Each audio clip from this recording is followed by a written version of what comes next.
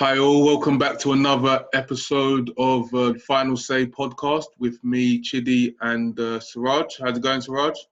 Yeah, not too bad, Chidi. Good weather. Yeah, can't complain. Weather's nice. Last day, no, we've still got the European football, haven't we? But FA Cup today, so that should be good. Yeah, looking forward to that one. Cool. So today we're just going to discuss, obviously, end of the season. We finally got there, long delay, but we got there at the end. Liverpool champions, Man U, you got the top four as much as I didn't want that. How do you feel about that quickly? Well, it ended up finishing third, and both of us said we're probably more likely to come fourth. So I can't complain. I think at one point in the season, no chance. We was being laid at 16 to 1 to be top four, with like Leicester like 7s on, guaranteed to be top four. And obviously we've turned that right around. Certain players have come in and rejuvenised this team, and I think how can I can't be. I know some people are like, oh, you should have high aspirations, but let's be honest. Midway through the season, we were flirting with 8th, 9th, and 10th in the league. So to come to this point in the league, and yes, we are a big margin behind, but we know what the Champions League means in terms of like opening up the doors and stuff. So yeah, good times ahead. Good. Looking forward to it. Good for you guys. Well, it'll be good, like you said, with the third, because with European football, I think the turnaround is going to be really quick. So I still believe potentially there's going to be qualifiers, so it will help your fixture pile up. So it's quite useful. All right, so cool. Today we're going to talk about season's done. So let's talk about our team of the year. I thought real quickly, Chidi, let's big up Hendo on his FW Writers Award. I didn't really want to mention him. No. It's to be honest, it's not the award that I think catches the eye in terms of the PFA, obviously, but he's won it, and I think it's really good. Duly won and deservedly won, and that's definitely an award you can encompass the whole player on the field, off the field. So. Yeah, I'm happy for him in his recognition. So he's got that sort of recognition there. So tops off his year. So there was some let's confusion. Crack on. There was some confusion to that though, because someone said to me, "Oh, how can Henderson win the Player of the Year?" But they forgot it's the other one. Yeah, I mean, to be honest, I thought the announcement was going to be that day, which is why there was that confusion. So when they announced the writers one, which is obviously not the one for the peers, I think there was some confusion, and then they ended up tweeting. PFA ended up tweeting themselves like it's not actually happening today. So I'm looking forward to that award though, and I'm not sure when it's coming, but we'll say that for another episode basically. Cool. So let's get to it. So our team of the year, we're gonna talk about our first 11s, and then we're gonna talk about some subs, and then do some honourable mentions. There's no criteria, to be honest. It's just kind of who you think's the best 11. Yeah. So you name your team, then I'll name my team, then we'll talk about it. I'll be honest. I think this team's pretty much picked itself. So it's not even my preference as such. I mean, I've gone for players that I think aren't worldly or world class or anything like that, but it's just purely they've made this team this season because that's what they've done. They've been consistent throughout the year, and they've achieved decent to high grade levels. So I'll start off with the goalkeeper, world class for me. Obviously, your man, Alisson Becker. Obviously, there was Edison to think about, but Edison Becker for me, the linchpin at the back. I know you've got a formidable defence. But what a difference having a world-class keeper makes, does it not? When all those little things, all the little mistakes that seem to happen with the keepers that are going through sort of bad form or just not of that grade, and then you get a guy that is so solid that we don't even talk about him so much. We don't really talk about Alisson because your expectation and is sky high. So we've got Alisson Becker in goal. I'll go with the defence. I've got Andy Robertson left back. I've got VVD in the middle. Kaglar Soyuncu from Leicester. Obviously, right back, I've gone Trent Alexander-Arnold. I've gone for a little bit of a diamond formation in the middle. So I've gone as my sitter, Henderson, man of the year, shall we say, or captain Liverpool. We've got Mane on the left, who I've spoken about loads in different podcasts, and how I see that player. I've gone for KDB on the right sort of thing, just to occupy the right-hand side of the midfield, stroke pushing on in the diamond formation. And then I've got, which might be a bit controversial, I've gone for Bruno Fernandes as the top of my diamond. I think he warrants it. I've gone for the strike force. I've gone for Vardy and Aubameyang again. Statistically speaking, they've had phenomenal seasons, so they make their way into the team. So it's Becker, Andy Robertson, VVD, Soyuncu, Trent Alexander-Arnold, Hendo, Mane, Bruno, KDB, Vardy and Aubameyang is my top 11. Cool, sounds good. I'll pick mine. Actually, we've got a few different, couple of different players, more than I'd actually think. Okay. But I'll start off with the goalkeeper. I've actually gone with Pope at Burnley. Okay. Obviously, the standout goalkeepers, we know Edison, Alisson, but no, I think he had a great season, so he just missed out on the clean sheet, so I've gone for him. Right back, yep, Arnold. Centre back, I've gone for Van Dijk. Other centre back, I've gone for Egan, Sheffield United defender. I thought about it, yeah. Yeah, I think, yeah, we'll get to why I picked him, but yeah, I think gone for him. And then probably left back, probably maybe a bit controversial. I've gone for Aspilicueta at Chelsea captain. Fair enough. And I've gone for like a kind of formation, not too much attention, but I've gone for like a 4-3-3. But obviously in midfield, I've gone for De Bruyne. Obviously, probably going to win Player of the Year. I put Fernandes in there, you know, and then I've put Troy Adam at Wolves. That's my free midfield, and then basically kind of the same as you up front. But actually, no, different to you. Up front, got Vardy, Ings, and Mane. So that's Pope in goal. Arnold on the right, Van Dijk, Egan, Aspilicueta left back, De Bruyne, Fernandes and Toure in midfield, and Vardy, Ings and Mane up front. Okay. Before we... Shall I just give you my 4 subs real quickly? Just so... Yeah, we can do it if it's up to you. If you want. Yeah, well, I won't talk about them too much, but I'll just give you the 4 subs that I've got, just so recognition for... Up front, I've gone Danny Ings, who's obviously made your first 11, but I've gone for Danny Ings. I went for, in the midfield, I went for Raheem Sterling. I did think about Salah, I did think about Martial, but I've gone Sterling because I think this season he's really had a pretty efficient season, even though they haven't actually won anything just yet. But I think Sterling himself has had a pretty standout season for Man City. In the defence, I've actually gone Maguire.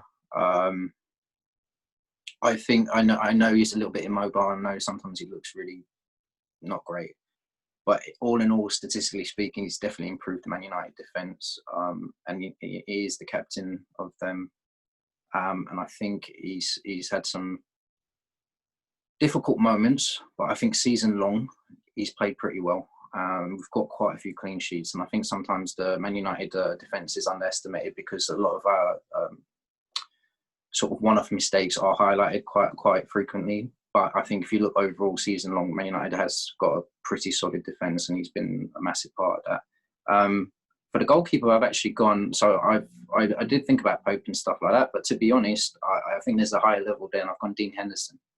So this is the Man United underling sort of thing, out on loan to Sheffield United, and I think if you see how Sheffield United performed this season, and they've come top 10 for promoted side, I think he's been a huge part of that. And if you look at the names surrounding Dean Henderson in terms of, you're talking about not only Sheffield United, I think Chelsea are interested as well, to be honest. So let's why don't you give us your 4 subs, and then we'll discuss the first 11 again. Cool. So yeah, 4 subs, a bit similar. In goal, I've gone with Henderson at Sheffield United. I think you've got a gem there, and with De Gea a bit shaky, I think he could be. Why not give him an opportunity next season? But look, I don't know if he's going out on loan, but he's been solid. I think he made one mistake against Liverpool when we beat them 1-0, close game, and he made a mistake for the goal, but After that, I think he kept a lot of clean sheets. And if you look at their defence, and we'll get into why I've got Sheffield United playing my defence, him and goal has been good. Left back, defender, I've gone for Robinson. Probably, arguably, could have been in my first 11. Solid, not much more to say about him. In midfield, I've actually gone a bit different. And even though I don't think he's worth the money he's been touted for, I do think he's a really good technical player. And I think he's made the difference in keeping Aston Villa up, and that's Jack Grealish. Big admirer, but I think he's a great player. Worth 85 million? Absolutely not. But he's a good player. And he was pivotal in keeping Aston Villa up. He's definitely had a standout season, and that's why he's sort of being linked with us in particular, I guess. But yeah, definitely, Jack Grealish is one I thought about. To be honest, there's been a few quite, I think, standout performances from maybe players we didn't really expect. But let's go back to the first 11. Wait, give me my striker. So and up front, I've gone for Jimenez at Wolves. Again, you're top heavy in your team, aren't you? I'm putting 3 up there. 3 strikers. That's what everyone plays. But I think Jimenez, part of the fact I've gone for him, he hasn't scored. He's been consistently getting over 15 goals. I think a lot of people got to remember it's his second season. You know, he's one of those players that, first season they come in. We've seen it loads of times. You come in, do good, and then second season, everyone gets used to you, especially at those lower clubs. Well, if you call Wolves that, whatever, but I don't think they're a lower club. They're definitely a top 7. They came 7th, so definitely a top 8 team. Unlucky not to come top 6. But I think just consistently, he's done it again, second season, over 15 goals. Up front, you don't really see, he's like Lewandowski. That's the only player that I can think, obviously I don't think he's as good as Lewandowski, but only player I could feel that he's close to, holds up the ball well, link up play, and he scores goals, you know. If he was younger, unfortunately, I think that's probably one thing that's holding him back. That's probably literally the one thing that's going to peg it. If he was younger, I would personally love him in Liverpool because I think he could do what Firmino does. But the only problem with Firmino, he doesn't score as many goals. No, he hasn't got that goal return. I think certainly this season, Firmino's sort of goal return has been a bit pretty shy, considering the position he probably pops up in and how well he plays generally. Let's start off with the goalkeeper then, Chidi. So I've gone for your man Becker, and you went for Pope at Burnley. Nick Pope at Burnley. Okay. So obviously you said you understood how important Pope was to Burnley, and how he's performed this season. I think likewise. Obviously we've sort of gone either end of the spectrum. I think likewise Alisson Becker's not to be taken lightly in that sense.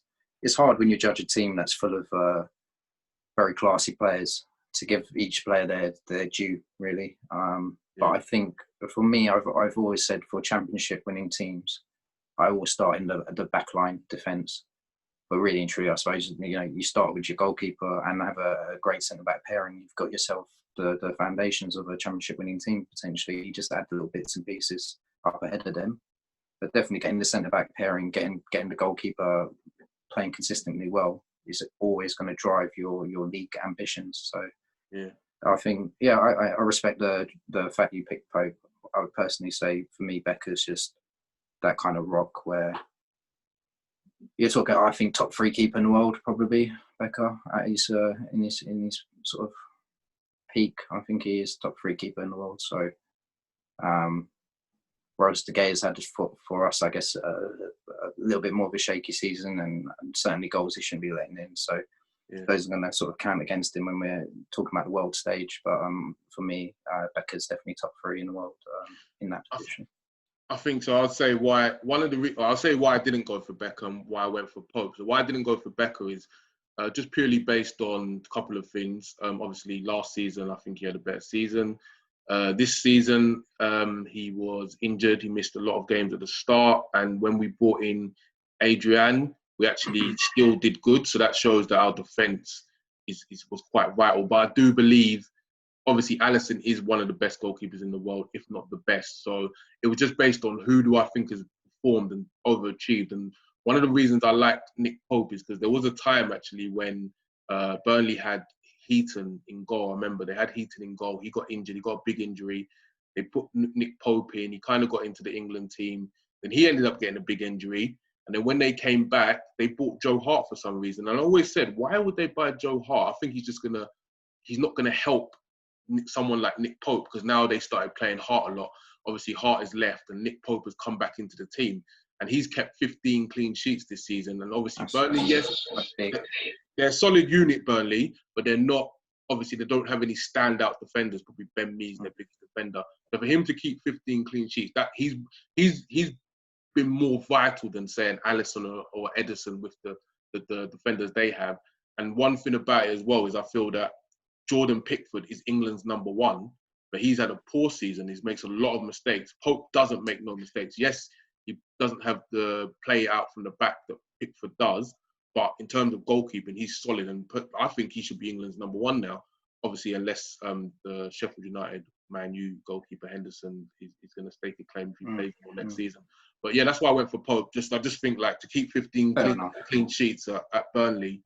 Yeah, it's a solid argument, and it's actually a similar argument I'm going to use for one of the defenders. So, shall we move on to let's start off with the centre backs. We'll start off with the centre backs. We've both gone for VVD, so I don't think there's too much to say, and that's not to insult him. That's simply to recognise the class. Not as good as last season. No, but I mean, hasn't needed to be. Whereas last season he was your standout man, and he was, you know. For me, he was more of a captain in terms of just marshalling that defence. And this year, I think, because everyone else has come to fruition, everyone's using that energy. You bought the guy you needed, you bought the goalkeeper, the defender, you got the guys you needed in. That rejuvenated the whole team, that gave them some life. And now all these youngsters are just learning off him. And the whole team looks solid. And I think VVD is huge. And I think he's made one mistake this season that's led to a goal. And it's his first in like over a year or something like that. But that was when the title was won. And that's when he's probably in the sloppy mode just at that point where he's taking the foot off the gas. So yeah, and all in all, absolute rock. And they didn't have to have the same season as last year, because let's be honest, it's going to be difficult for him to have them kind of seasons year in and year out.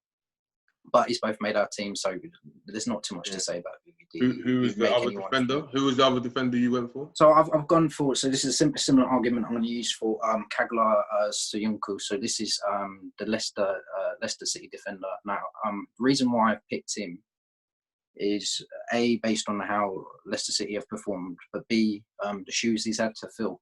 So obviously we took Maguire out of Leicester, and Maguire at the time. It doesn't matter how he's performed for us this season. You have to say Maguire at the time was probably Leicester City's like one of their best players in that sense of being an asset, being a rock at the back, being effectively a captain. I know they've got Vardy, and I know they've got a couple of other players that they use, but I think Harry Maguire had that season where they were strong, really, really strong. Now to lose a player from centre back, I told you about the teams in the league. Like if you've got big ambitions, you need a good centre back pairing. And I think at the start of the season, if you talked about Leicester and you said, okay, where would they finish this season? And I know they've got to a good point this season and then kind of lost a few points. So people are saying, oh, they've bottled it. But in reality, at the start of the season, if you said, where will Leicester City finish? And you told them that they finished in the position they have done, they've actually achieved. They've achieved well this season. They're up against big money spenders, they're up against the top six or whatever we call it now these days. They've overachieved this season, even albeit everyone's going to sort of look at it like you was in a better position, you've come down. Overall, they've done very well for this season, Leicester City, and they lost a big player, a captain-type player in Harry Maguire. And the man that's come in and filled it, we've not, he's done it sort of seamlessly. He's a bit of an elegant player, and at the same time, he's a bit of a battler. And I think a lot of Leicester City's defensive work has been generated from a player we didn't have huge expectations for, and certainly didn't think he would be able to fill like Harry Maguire's boots. So for me, and even I think fantasy points wise, this is a guy that's done pretty well this season. I think statistically he's done pretty well this season, and it's just the fact that he's done it in someone's shadow. He's done it to fill someone's boots, and he's done it magnificently. So for me, I think he's like probably rated second, third, or fourth best centre back in the league. But for adding those conditions into the mix, that's why he's made my sort of centre back pairing with BVD there. Cool. So I didn't go for him, and I would say quickly on him. Good point. I think he did have big boots to fill. The only issue I would say with him is that just like the whole Leicester team, which I'm very disappointed in them because I wanted them to get top 4 and I wanted them to beat out, well, at least Man U, is that he tailed off like the rest of them. Like, came into the league, probably a good start, second half of the season, very poor. And I think what will disqualify him for me is that I think it was Bournemouth. You know, Bournemouth scored and he kicked the defender needlessly to kick. He apologised afterwards, but he ended up getting a red card and a 3-match ban at such a crucial time. And they went to lose against Spurs 4-0. For me, that's very poor. But I've gone for Egan, Sheffield United. To be honest, I could have put any of those guys in defence. They've been immense. It's not like he's probably the one. Obviously, he sits in the middle of the three, and he's been the most consistent player. But I could have literally put any of them in there. But I have to give Sheffield United a defender a shout out. And the reason why is because we always hear about attacking, fancy attacking. At the start of the season, Norwich, everyone was, wow, Norwich, they're attacking, Pookie. I remember when Norwich beat Man City at the start of the season. Now go look at the league. 75 goals they've conceded. Bournemouth, 60-something goals. Aston Villa, 60-something goals. Who was the other team that got relegated? No, I get it. Yeah, so you get what I'm saying. So Sheffield United have been solid. I think they've surprised a few people. Watford as well. Look at the amount of goals they conceded. I'm always an advocate. I say it always. You need to learn. It's not about winning a game. It's about not losing. And that gets lost in modern day football because everybody wants to be so fancy, play from the back. Yeah, the top teams, play from the back. You've got the players. You can get players like that. Those little teams don't play from the back. Yeah. You have to respect basic conditions. Defending. And I feel like Sheffield United, they got 8th. And if the restart hadn't have happened and, you know, Man U were poor, before, well, they weren't poor, but they had a few injuries and they were doing good. Now, let me not say poor because they were unbeaten, but they did have some injuries. Obviously, with Europa coming up, the same as Wolves, they were starting to pick up, but then they had. I think Sheffield United would have done a lot better than they did, and I agree. I think this is going to be always with Championship teams. The teams from the Championship coming up, they're not going to have that kind of depth anyway. So if anything does take place, if they do get a few injuries, I think obviously those bigger teams will have that personnel to sort of fill in. So what with the format being the way it is, as you say, in the second half of this season, that's not going to play into the hands of clubs that don't have squad depth. So certainly if you look at the Manchester clubs and stuff like that, we're going to be able to sort of utilise the personnel we have. Saying that, I think there has been at times at Man United where we've been bare bones and we've been playing like people like Brandon Williams, and then he's been injured and we've got literally no left backs and stuff like that. So all in all, yes, we're definitely more utilised as bigger clubs or clubs that have been in the Prem versus clubs that have just newly joined the Prem. I think for those guys, like, they need to get shout out because, you know, they conceded 38 goals, and if you look at some big players in the Premier League, they've just not done anything. But let's go on to so we're differing there, but I think Egan, one player we're not differing on is Arnold, and just touch on him quickly. What more can you say? Potential player of the year. I think if it weren't for the fact that Liverpool, every single player has performed again, I think if you take out his solo performances and you look at him statistically and you look at what he's achieved, look at him as a player overall. If you look at him as a player overall, I don't know many right backs that can perform to the level that he's performed, produce the stats that he's performed, be consistent the way he's been consistent. He provides you with assists literally every other game or game. It's a phenomenal stat. You don't see he's second behind KDB in terms of stats for assists. You don't see that. It's a unique season. It's more of a standout season than even Henderson's had in my eyes in terms of just a solo performer. That guy, if you put that right back, I know people say your team's performing well together, so this is the thing. It's hard to give and take in that sense, but I think TAA is possibly one of the world's best right backs right now. I think maybe Jordi Alba above him in world football, but otherwise you're really saying Jordi Alba? No way. Listen, Trent Alexander-Arnold. It's just what Yeah, No, no, no, no. it's just what got voted in Europe, so it's not Oh, actually. right, yeah. Well, Jordi Alba, in terms of like consistency and what he's been done. Yeah, no, I mean, yeah, like I said, right said, now, no, yeah. I don't think. I mean, I would say he's the only thing that's stopping me is saying, oh, the guy's like fully world class. It's just the fact that you want a little bit more out of him in terms of like future games. However, he's performing as a world class player. Who's not world class? No. I said I wouldn't want to say TAA is a world class player. However, this season you'd say he's verging on that. Okay. On that I don't agree with that at all. Like, I'm not even being funny. Yeah, Trent Alexander is a world class player, and arguably, while I talk about his strength, most. It's just how long you would say. I'd say obviously this season he's had that kind of. No, but that's what I'm trying to say, because I'm a Liverpool fan, so I can speak on this guy. You can't say like, oh, just this season. Like, this guy consistently, even if you go look at fantasy football, I think consistently from this season to last season, he's been in the. Did you think he was world class last season? Yes, 100%. This guy, the only I would say he's gathered momentum this season. So I'd say No. I think I've watched Liverpool. I know this guy came into the team at 18, 19, took over the plan. He hasn't looked back since. 3 seasons. I mean, in all fairness, Premier League winner, yeah, most assists ever. He takes corners. No. I mean, in all fairness, everything. If he ain't world class, I think he's the best right back right now in the world. I know, but that's, if he ain't that's world basically class, then words, I don't. Giddy, I know, I get it. To be fair, it's basically what I've said in the sense that I do rate him as probably possibly like number 1 right back in the world. So on that basis, obviously, he has to be world class.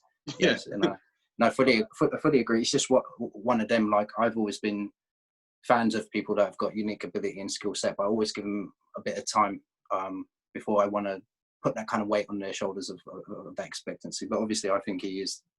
We are talking about one. All he has to do is, if his defending is probably what lets him down from being like.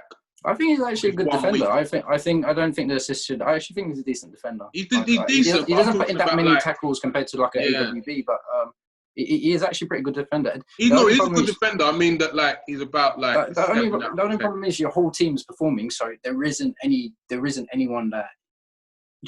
Like, everybody is performing. It's a tough type of team to be in. I think to get the individual recognition. What he's done otherwise, if you listen to what I'm saying he's ahead of Hendo for me for player of the season. So he's ahead of Hendo. I think he's more vital with that formation.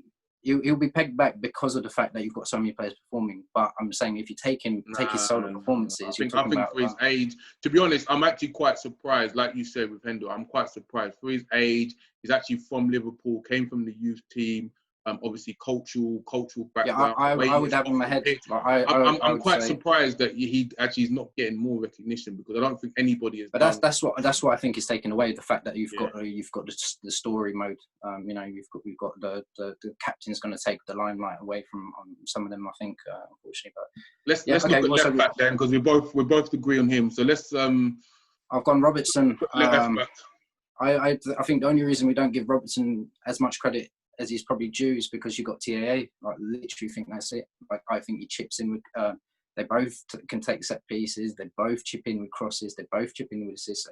Robertson's got assists as well. It's just if you're comparing him to TAA, you're gonna knock him down a couple of pegs. But really and truly, I mean, there's Chilwell. There's a couple of other players I think that have performed pretty well this season. But I'd probably put Robertson up there as well as one of the best performing left backs.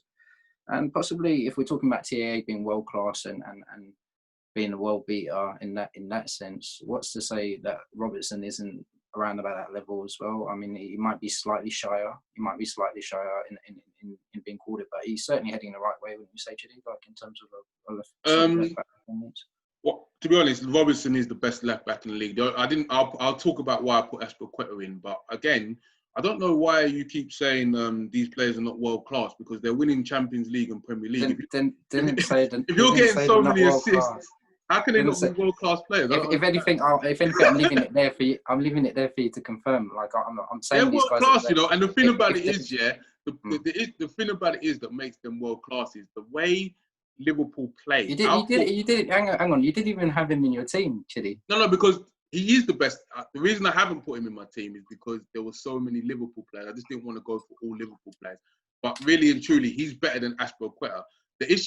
He is a player that, what I like about the fullbacks and like Robinson is the fact that where they've modernized, well, I don't want to say modernized, because I guess Alba done it. But when you need, they push up and it opens up plays so much. That's why they get so many assists. They've got facets to the game.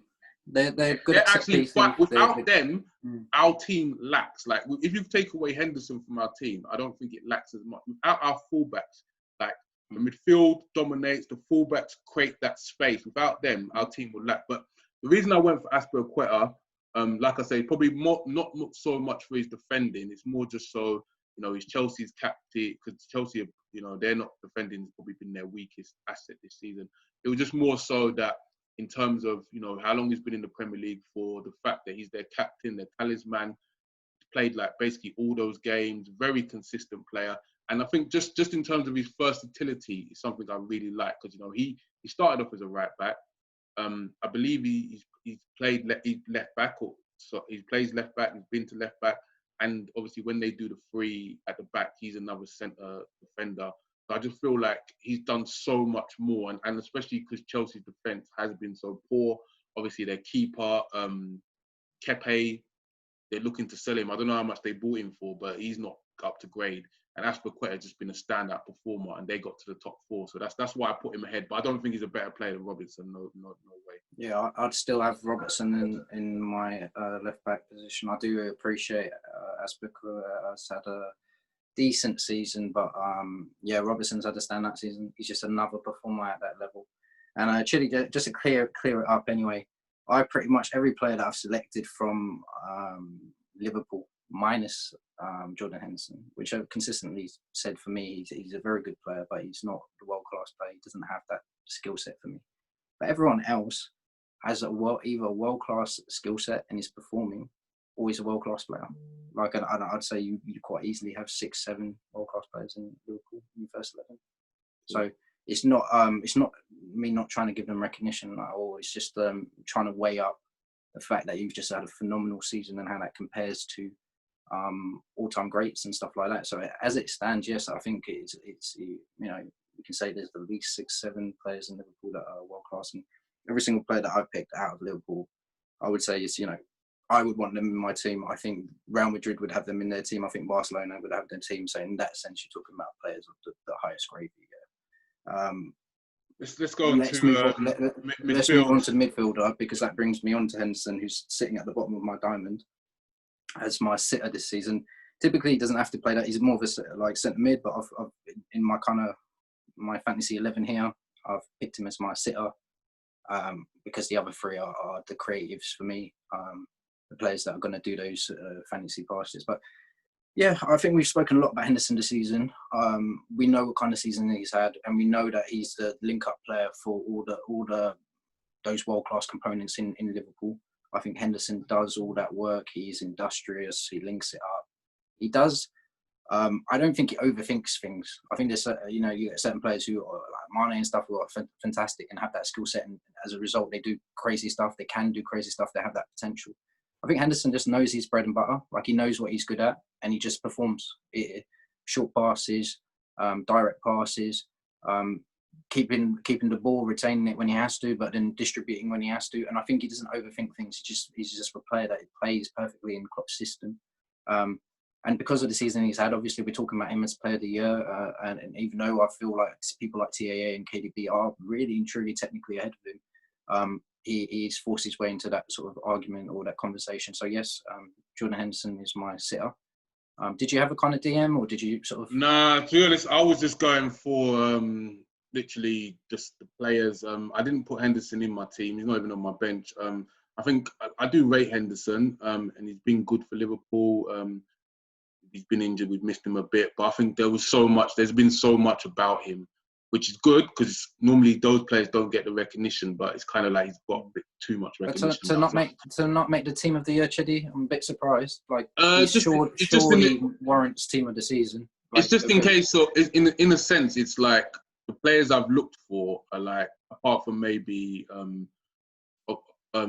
like Egan and Aspilicueta. It's like or even them guys. It's like I'm just looking for like standout guys, or I could say like Henderson is just like you said. He's consistent and he does everything good. Like, but the players that in my midfield, I just looked for just a bit more. I just wanted. Those are the players that I've looked at them and think, wow, these guys are standout. They've done something special this year, and I can't say that about Henderson because, you know, we didn't win. A strange hearing, actually. I've got to we didn't win. We didn't win the league because of Henderson. We won the league because of our team. But Henderson is. Yeah, he's like I the agree. final piece.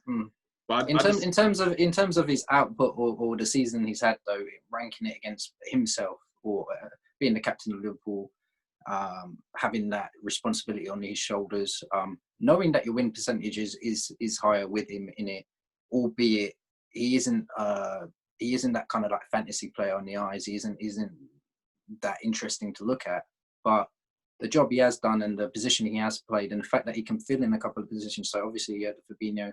But there's been a couple of occasions where there's been like an injury or something, and Henderson's been able to plug the gaps. You know, he doesn't just plug the gaps. He's just a very solid performer, and because of that, like you say, you've got someone who's very left-footed, plays on the left wing, can only do the left wing position. Like it means that's all they can do. For example, with Jordan Henderson, it's like almost like if you've got a problem, he's like your handyman. He can come in, he can plug the holes. Not only that, he offers a bit more to the team. I think responsibility-wise, knowing what previous captains. People like Gerrard who have been technically, you know, much more gifted, but have struggled with the capacity of maybe leading the team or whatever it is, or maybe we can. I think with Hendo, he's slightly more humble. He's slightly more. Who was struggling with leading the team? I think Gerrard in terms of like personality. So like with Steven, Hendo, I think no way. That's no way. Gerrard was a leader, man. Gerrard was a leader.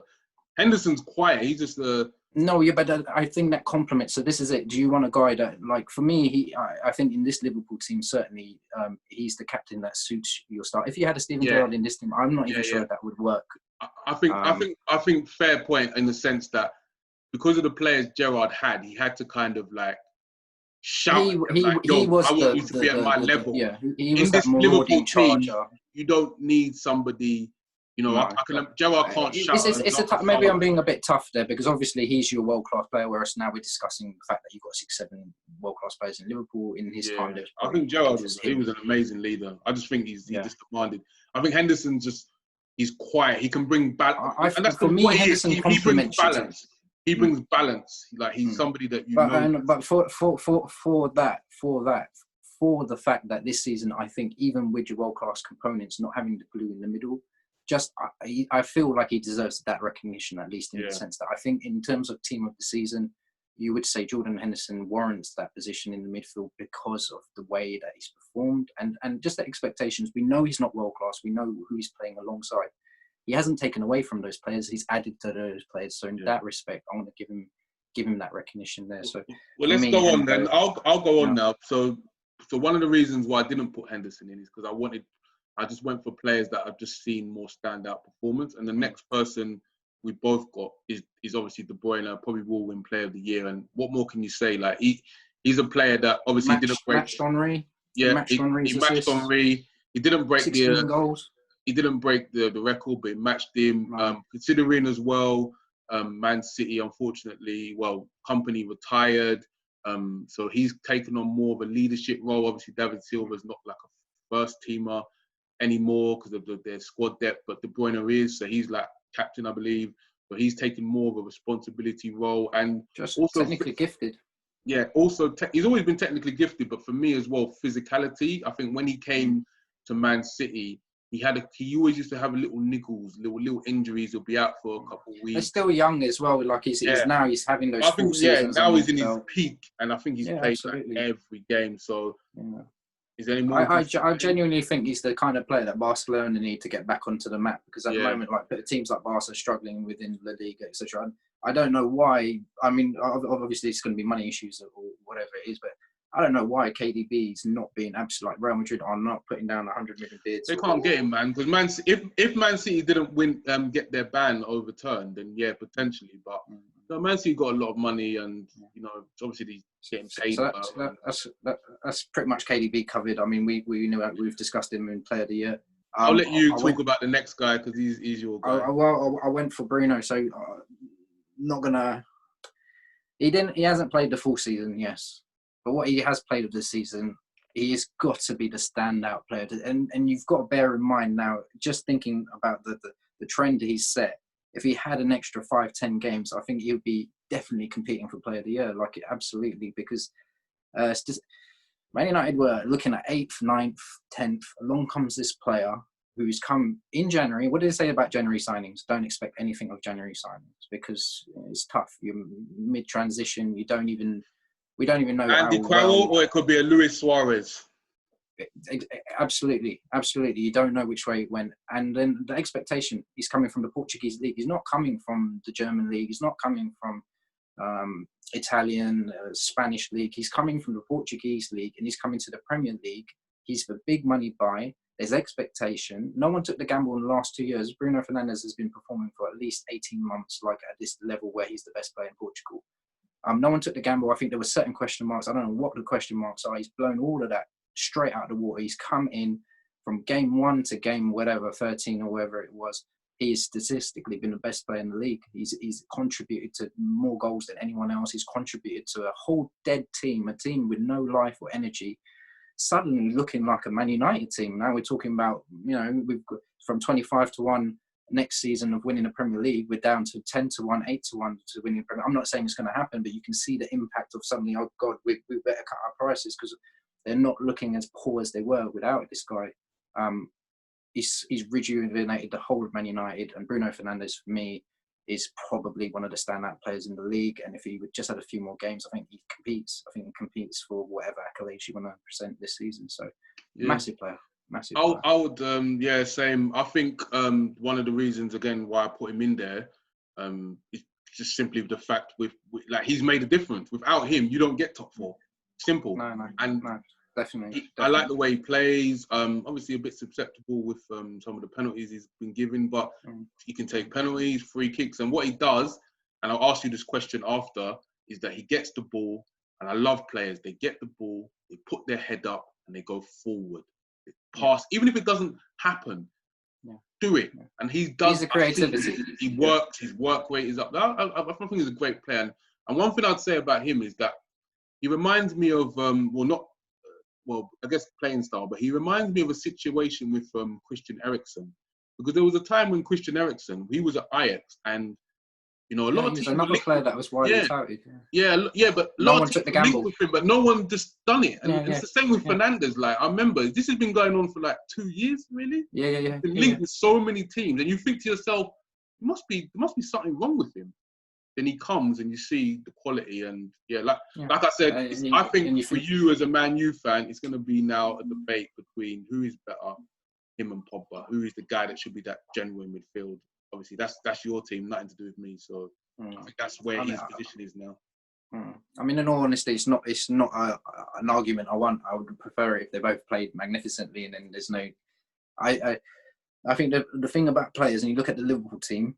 World class likes world class, or elite players like playing with elite players. KDB wants to play next to David Silva. People want to play next to good quality players. Why? Because it means you can do the stuff you want to do. You can utilise your potential. You can utilise the team.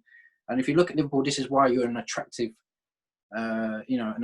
team right now, because people coming in know they're going to be playing with these players. You're going to have VVD at the back. You're going to have the keeper. You're going to have Mane on your left. You're going to have these kind of players. So I think when you're talking about Bruno, and I think now Pogba can appreciate that there's another guy he can have that wavelength with. He can have to start building that connection with. So rather than see him as opposing forces, which I do, because I know Bruno's come in and he's been like a role model, whereas Pogba, we've always got that slight attitude of like, do you give enough? Do you want enough? Do you want to be here? Like, we get that. But if we can just get them working together and put all that behind us, and just have the fact that now these players can play off each other. Like, you've got a bit more, you've got more imagination, you've got more creativity, you've got more ability.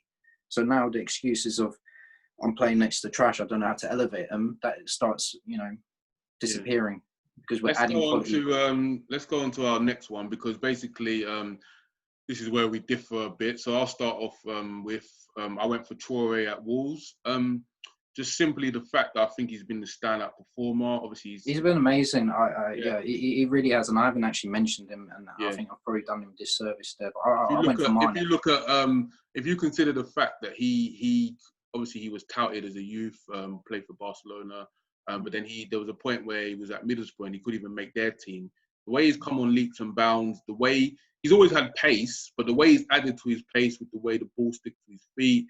I think credit to Wolves though as well. Credit to the manager, because I think some players you need to bring it out of them, and I think like if Traore was somewhere else right now, would he be performing the way he is performing right this minute, or is that credit to the fact that Wolves have been patient with him, brought out the best in him? It could be. It could be that. I think as well that the fact that it's more highlighted because of the fact that the way Wolves play, obviously they sit back and they break quick. Obviously, it suits him perfectly.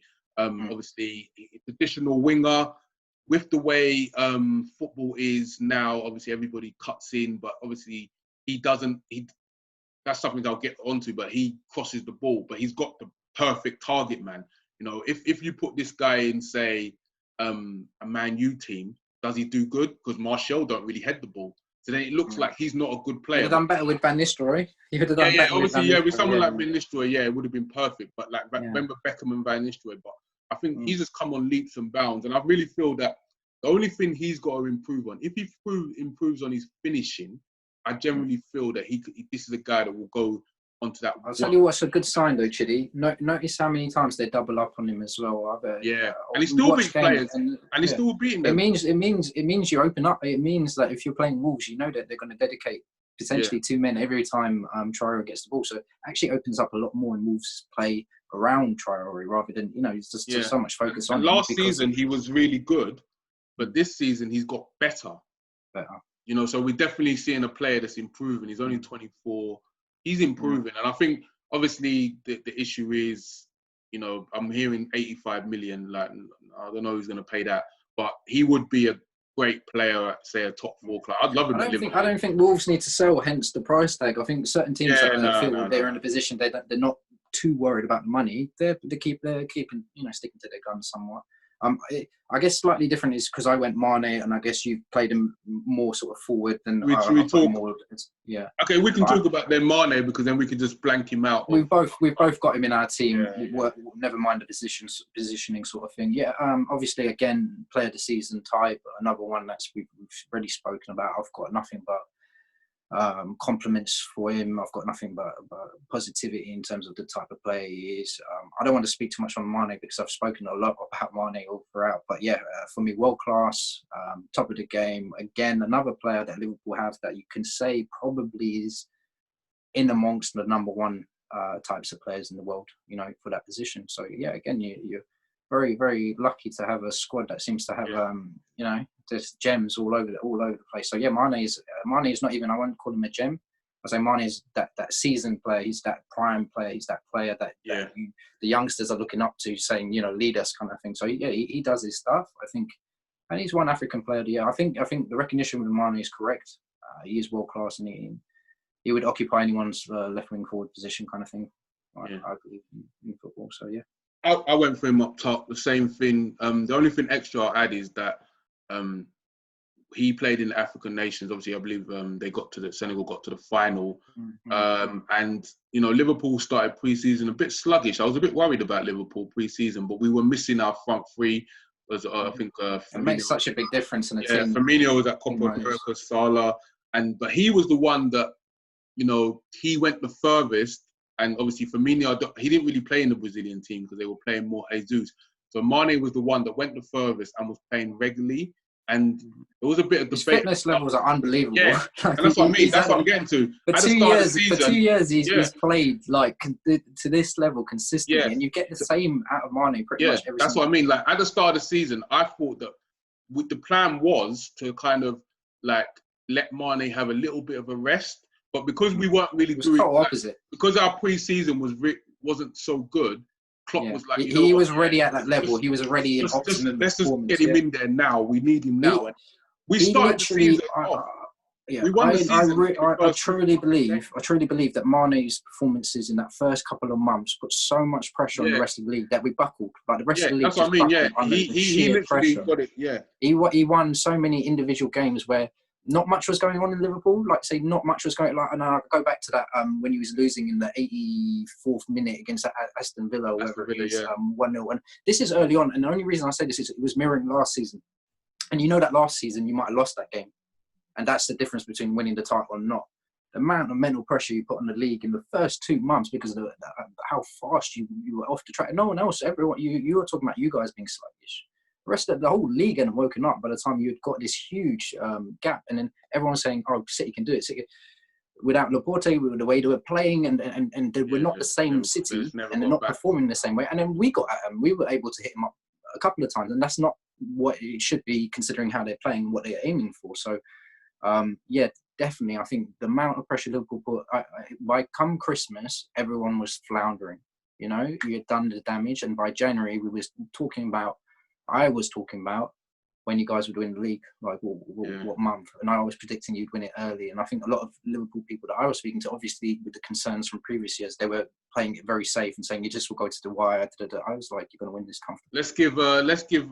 We'll move on in a bit, but in a second. But let's just give, I guess, honourable shout out to Salah, because he could have easily been there, but we both agree Mane. Yeah. So the other position I'll go for, because we both got him in our team, and we'll kind of talk about the next position because that's more different, is obviously Vardy.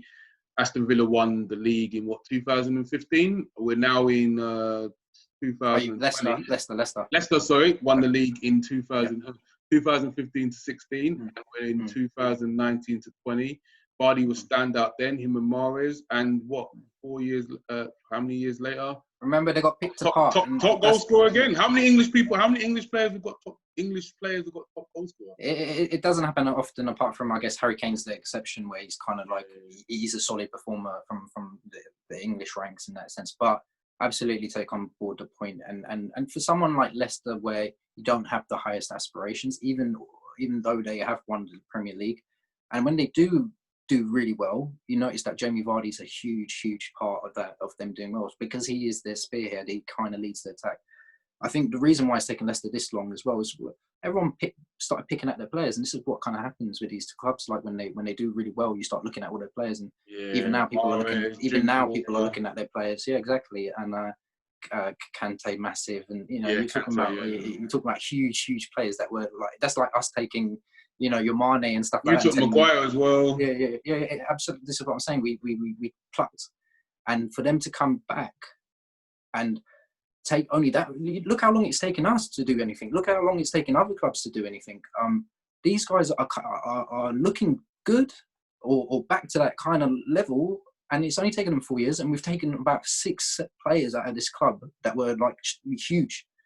And who else can do that? Who else, can adjust that quickly, play that kind of football, actually still play Leicester City type of football, and they're still doing that now? I'll shout out again another probably honourable mention, because we know Vardy, he needs assessed, and I think hopefully he doesn't get weighed down by expectations. But Harvey Barnes, really good player. He's provided a lot of assists to Vardy. Like I said, hopefully the English tag doesn't weigh him down. But yeah, definitely. They seem to be producing, or they seem to have their hands with a couple of these types of talents. And you've got a couple of midfielders that other people are looking at again. If Leicester City can keep their players, and I guess this is the big question, because we've seen it before, they won the title and still the same thing happened. Everyone ended up going.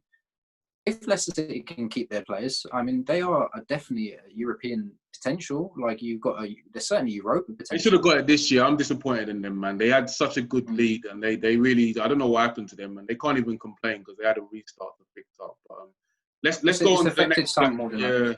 Let's go on to the next one, and obviously it's different. I'll let you talk about why you went for Aubameyang. Aubameyang for me, I think in a season of football, or in there's not been too many standout centre forwards for me. There's not been too many players really centre forward wise, because I think you've alluded to it. A lot of teams play the 3 up fronts, and it means that you got your weight off your shoulders. You're not expected to do as much. I think the one thing about Aubameyang is, regardless how Arsenal have performed, Aubameyang has been Aubameyang. His stats are consistent, very, very high level stats. And I know you spoke about Lewandowski early and stuff like that. Statistically speaking, Aubameyang is absolutely up there as in terms of world-class striker. Like, he is absolutely up there. And regardless of his team, and I say this because Arsenal's consistently changing. They changed the manager this year. They've never had a really solid defence in how many years? I think, honestly, the last time I saw Arsenal with a solid defence, and the reason I say about defence is because of how you play football. Arsenal's quite a passing type of team, typically. I just think that Aubameyang, the work he does, doesn't mirror what Arsenal's at. Arsenal are really poor performers. They don't have a great defence. They're not actually playing that well.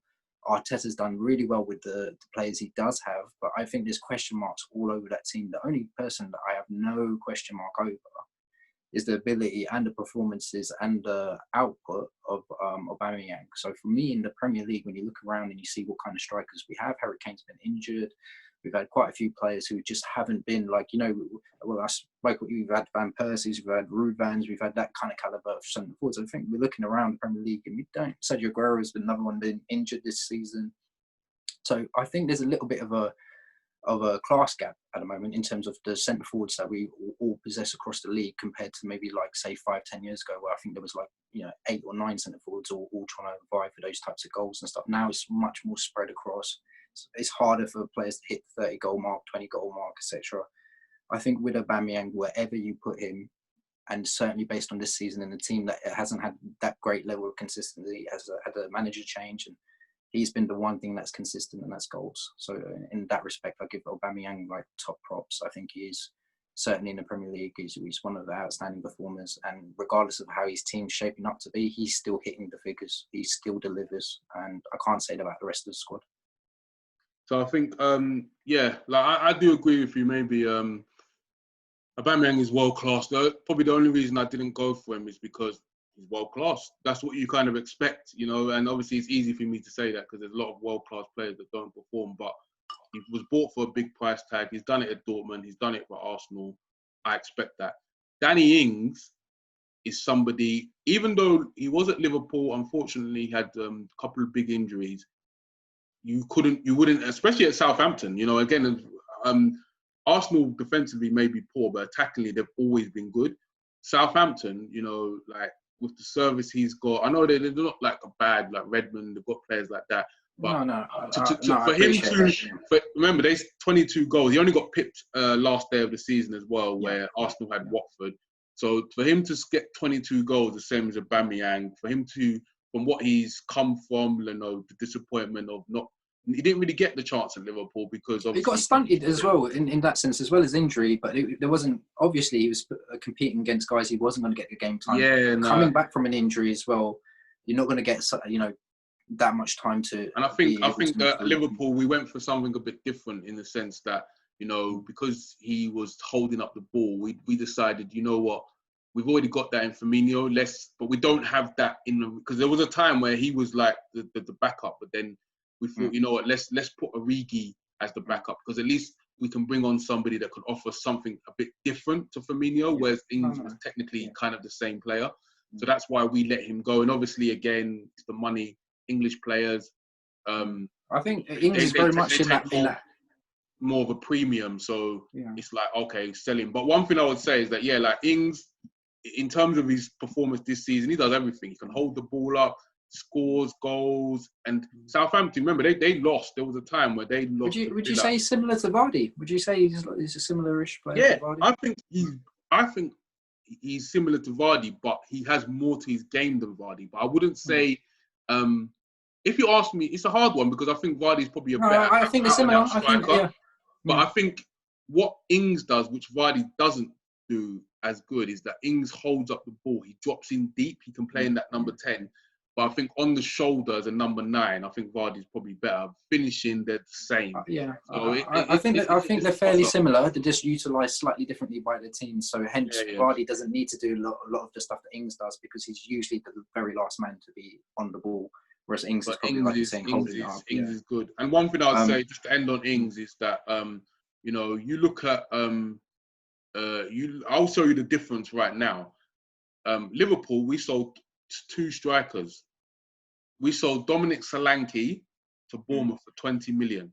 We sold Danny Ings to Southampton for 20 million. Two teams on the South Coast, yeah? Both same money. Now, look at the difference. Bournemouth are relegated.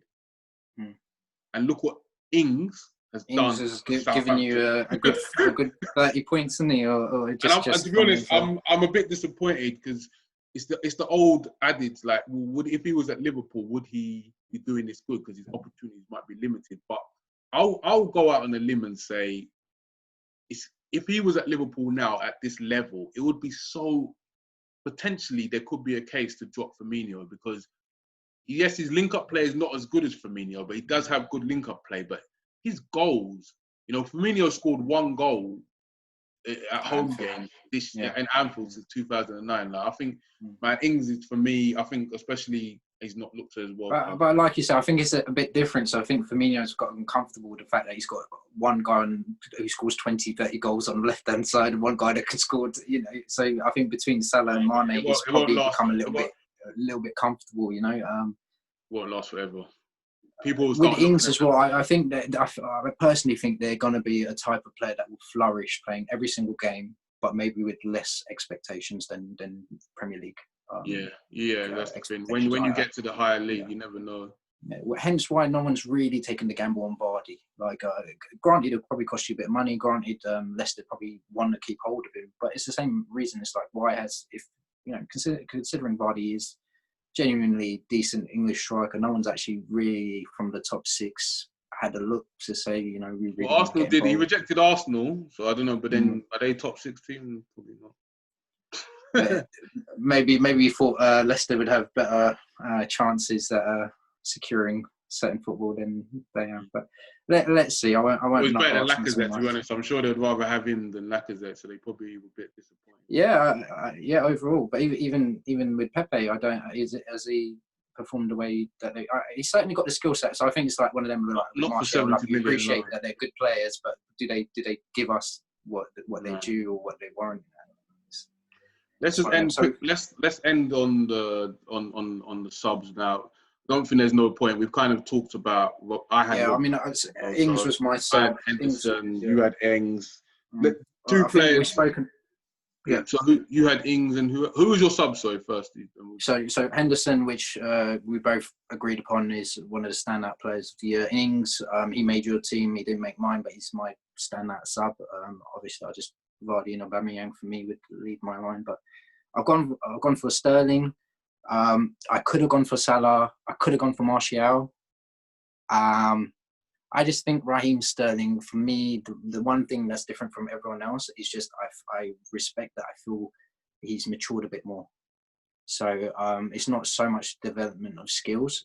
It's much more, I feel like he's just a maturer player. So I feel that this season, next season, you're going to see the very best of Raheem Sterling. So I think he's virtually in his prime now, or at that stage. He really, I think the one question mark beforehand was his finishing, which he's certainly polished upon because you can't finish the season. I mean, let's talk about him for a second in terms of where he finished in the season, and he finished up there. 18 goals or something. Fourth. Yeah, it was up there. Top 5. Yeah, and he's done that from kind of blindsided people because I think he's got like 6 or 5 goals in the last couple of games he got there. He certainly bagged a hat trick, and I just think he's probably at that world class stage. He's entering that world class stage where. What is your criteria for world class, man? Because I think Raheem Sterling is a world class player. I don't. There's no debate about it. He is a world class player. So what is your So what for me is just that the consistency. So it's matching consistent since Liverpool. Do you not remember him with Suarez? Yeah, but he's gradually gotten better. So he didn't start off. So with Suarez, SAS, he was great then, and at Man City, he's won 2-3 Premier League titles. He's world class. If he's not world class, what do you call world class? Well, it's just that one of them. If you're going to get like really hypercritical, it's just saying like season in, season out. You can. He's done it season in, season out. Since his debut season for Liverpool, he hasn't looked back. He's got better. To be honest, the only reason I didn't have him in my team is because I actually felt that he wasn't as good as previous seasons, but he was still great this season. But he just he just went a bit missing when they needed him. Chile. I'm a big advocate for these players being called world class. I just think that they would receive some debate in the wider audience. That's all. I don't think Sterling would. I think he's proven, and he's done it on international stage as well. He's done it in the Champions League. He's won the league with City, and he's not like he won the league with City as he's like a peripheral player. He's like one of their main players. No, so he's definitely added.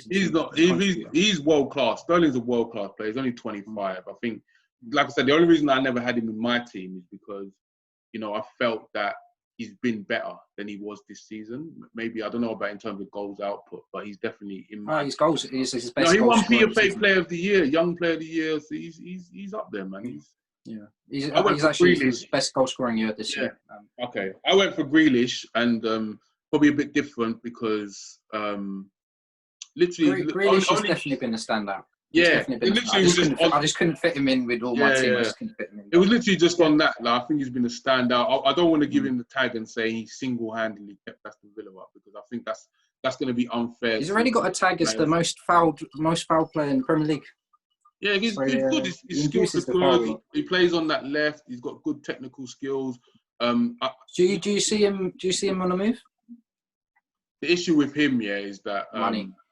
It's going to be money, because I do think he's good, but I think when you're English and you have a bit of technical ability, you're like so overhyped. Like if you look at Jack Grealish, like there's other players like that potentially are as good as him, like in the Premier League. Like let's look at Pulisic. He's probably better than Jack Grealish. But so how can Jack Grealish be worth 80 million? Then they bought Pulisic for 50, and people will tell you Jack Grealish is better. So I don't see. So I think it's just because when you're English and you have that technical ability, you're. Then Pulisic has had a certain number of games. I guess maybe we could say that Grealish has performed season long. That's the only thing I'd say. But I mean that. Who would you say is a better player, Pulisic or Jack Grealish? Like skill set wise, Pulisic definitely has a that's what I'm saying. But look at the way they're hyping Jack Grealish. So surely Pulisic. Yeah, because as you say, I think. But then this is why when we talk about English players and we talk about world class, this is why I take my foot off the gas. Just he ain't world class. Jack Grealish ain't world class, and Pulisic. No. I don't think anyone's jumped the gun with that one. You just I think that's what it is. It's because like we have to kind of just be cautious of the fact that we do overvalue English players as soon as they emerge sometimes. I think Sterling is world class, but then you could say he's Vardy world class. People would say no, but consistently he's very consistent, but then so is Henderson. It's just for me, I guess it's skill set and then consistency. If you for example, Martial might have a world class skill set, as in his feet and his ability. That goal against Liverpool in his debut, we was buzzing. We was like, oh my god, what is this? Can you do that when you choose to? Can you utilize your skill? Like Lionel Messi, he can nutmeg for fun. He can, but he utilizes that with every single run he does. He has the ability to use his world class skill set, and he does that. The only thing is people like Raheem Sterling and stuff. Yes, they are consistent, but then trying to look like season long. And I agree. I think he's there. I think he's there for sure.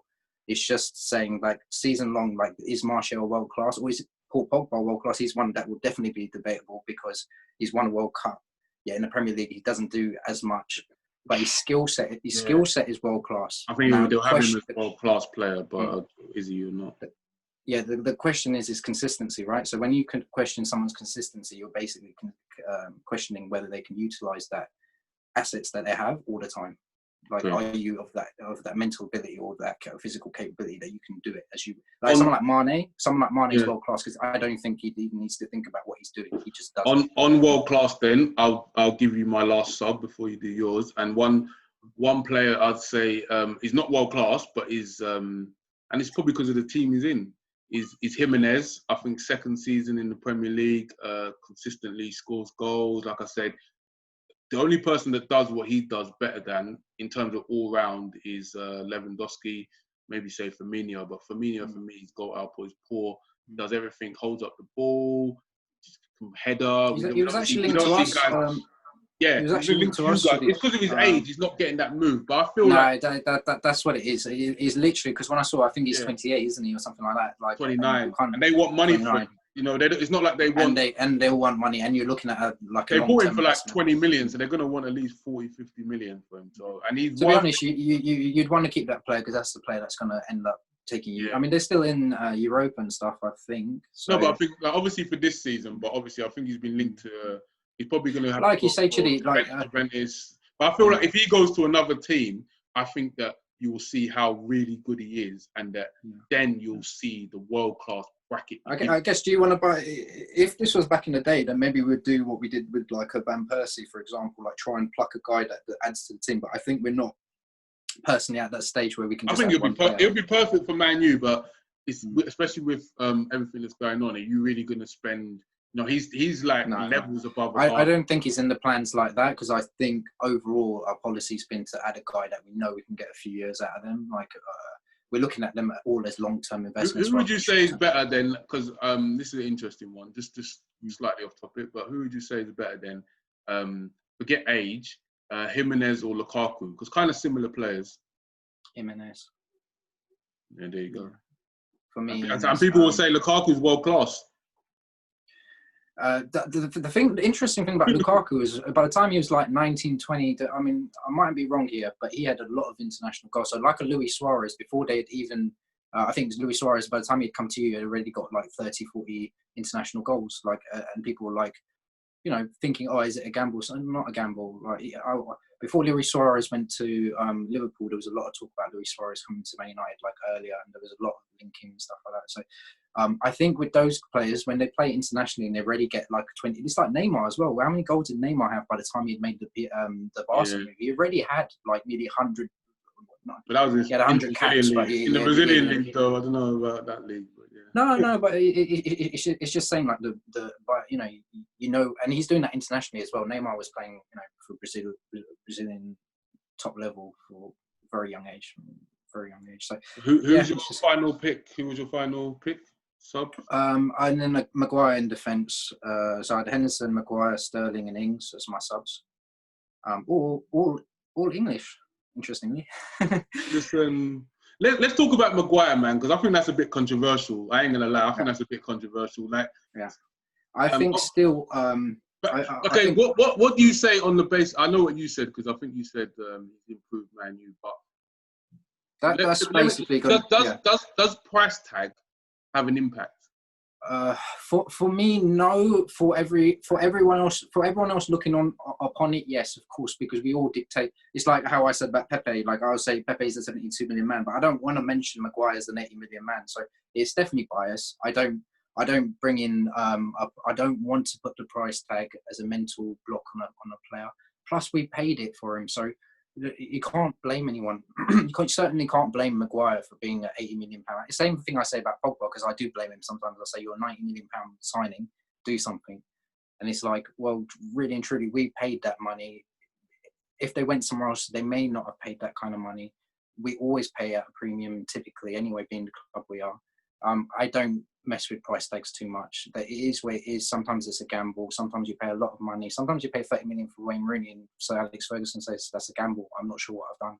And then you get a guy that's your top scorer for your club and country, and is a really world-class English player. So it can go either way. But I think overall you always got to take the gamble, because you could sit here and say, should I or shouldn't I? The only way you're going to know is if you took the gamble. So. But you put Maguire, because the thing about, I think Maguire's an okay player, but if you're saying that Shuanchu, who they bought for 5 million, is the team of the year best centre back, and the guy that moved, who should be way better for 85 million, only makes that's because I'm matching up my expectation. That makes me feel like Maguire is rubbish then, because. You know, like, but it's trying to match up by expectation. So like you said, when you buy someone for 80 million, so the expectation for Kaglar would not be anything. So if he fills the boots, immediately you have to give him respect and recognition based on the fact that he's not got the expectation. Of course, if you buy a player like Pepe, like Maguire, like, you know, these guys where or Keita, you spent 60 mil or whatever it was, like there is expectation behind any guy you spend like over 30, 40 million on now. I think certainly if they're not English, on top of that, it adds even more because that English players cost a premium as it is. So yeah, if you're buying a foreigner, even Bruno Fernandes for 60 million, no one's mentioned the price tag because obviously he's come in and smashed the price tag to bits. We'd definitely be talking about the price tag if he had done nothing. We'd be saying, well, that's another £60 million buy. The thing with the money and the way things are at the moment is something we shouldn't worry too much about unless your club's trying to break financial fair play. If you're on board, you have to take the risk. Maguire's not rubbish. Maguire's coming into a team that's going to be difficult for him, and maybe he's not the sole linchpin that we need. He needs to be partnered by someone that needs to be better than him. And I know that's going to sound what awful. I mean. I don't think you can have a player in your team of the year or your subs and say, because that's a lot of people are saying, man, you need to get another defender. But you just got one. Imagine we bought Van Dijk for 70 million and I put him in my team in my year or even on the bench, and now I'm saying, oh, well, we need someone else. That doesn't really make sense. Yeah, but I'm being really hypercritical. So I'm want my team to win the league, and I'm seeing where we could possibly strengthen. But if you're saying like, what's the impact of having him in the squad, then you have to be genuine to Man United and say they've held a lot of clean sheets this season. Albeit like when we've messed up, it's been mistakes, and that's why it gets highlighted quite strongly because otherwise our play is fairly solid. So most of the goals we can see, there's not really just people getting at us. It's mistakes, I guess. That's somewhere we can polish up on. But in terms of actual team, like no one can deny that Man United's defence and attack hasn't improved this year. And if you're comparing it to last year, then in a way, Dubai is a success. The only thing that we're scrutinising is the price tag. We're saying that 80 million is too much, and I agree, 80 million is too much for the player that we bought. But has it improved Man United, even with the couple of mistakes that he's had at some points? Overall, he has. He's made us much more solid. Man United's got a fairly formidable defence. Of course, it can be gotten at, but a lot of it is confidence as well, Chidi. Like the fact that De Gea has made a couple of mistakes. Like if Alisson makes those mistakes, maybe he plays on the mind of the centre back for a second. But maybe he makes it rather than doing the back pass. Maybe he says, "Oh shit, I don't want to put this guy under pressure." Or maybe it changes your tactics ever so slightly. If you've got a guy that's fully buzzing, if De Gea is absolutely buzzing, then maybe that rubs off on Maguire a little bit. He buzzes a bit more. Maybe that rubs off on the team a little bit more. So I think confidence plays a part, and I don't think he's as rubbish as he's appeared at times. Like I genuinely feel like he's just got a lot on the mind, or whatever it is. Or maybe it is excuses, and you've got less excuses for a guy that's going to cost you that kind of money. But he makes my bench because I still feel that he is added to Man United. And the most critical thing about Man United is our defence has been wobbly, it's been shaky. We've chopped and changed it a lot. The only thing consistent is the fact that Maguire's played every single minute for Man United's football this season. That's a good stat. In that respect, and the fact that we've improved, you cannot deny that he has improved Man United. I think I'd only say that in my head, I'm kind of thinking like, forget the price tag. I'm looking at other defenders and I'm thinking, okay, apart from Wolves, Sheffield United, I'm looking at Arsenal, Spurs. Like he still ranks. Chelsea. I still think I'm looking at City. I'm looking at those teams, and I'm probably not seeing anybody that's played better than. And you'd be right to say that. He still ranks as like third or fourth in the centre backs this season. Yeah, I haven't seen anyone. I think Arsenal definitely, Tottenham. I think the expectations on the defences at the moment is super critical because no one's aside from you guys, obviously, where like I say, the whole team's performing. The rest of the league is kind of not there. If you know what I mean, no one is really going to be bridging that gap anytime soon in terms of just the mental capacities that Liverpool have because of the the specimens you've got all across the pitch. But a lot of it is confidence. Like this Liverpool team is doing so well as well because there's no one that's not got confidence in that team. Every single player is playing. Even Jordan Henderson, like the weakest guy in your team in terms of ability is probably one of your standout performers this year. That's an incredible level to be matching up to. That means anyone else is either performing up there as well or even better. Hence TA's wonder season, or even Robertson's had a fantastic season. Goalkeeper, wingers, forwards. The whole team's performing, so it's one of them. And I think confidence rubs off, and you just got to wait for this Man United to buck up a little bit.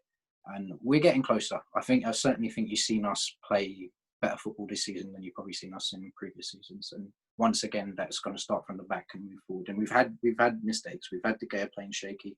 So if we improve these things, or we've got to move them out, or whatever it is, that can only be positives across the team. So once we get to that confidence factor and people like Bruno, who have brought that sort of exuberance back into the team, I think, we're going to be a threat at some point.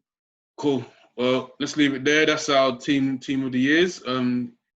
Everyone's gonna have a different team, but it's pretty solid. So comments below, and like and subscribe. Anything you want to add, Suraj? No, that's all. Everyone have a fantastic year. A shout out to obviously Hendo again for the Writers Award. We're looking forward to the PFA, and we'll be back shortly with some more footage. Cool. Like and subscribe. Awesome. Yeah, I think that was.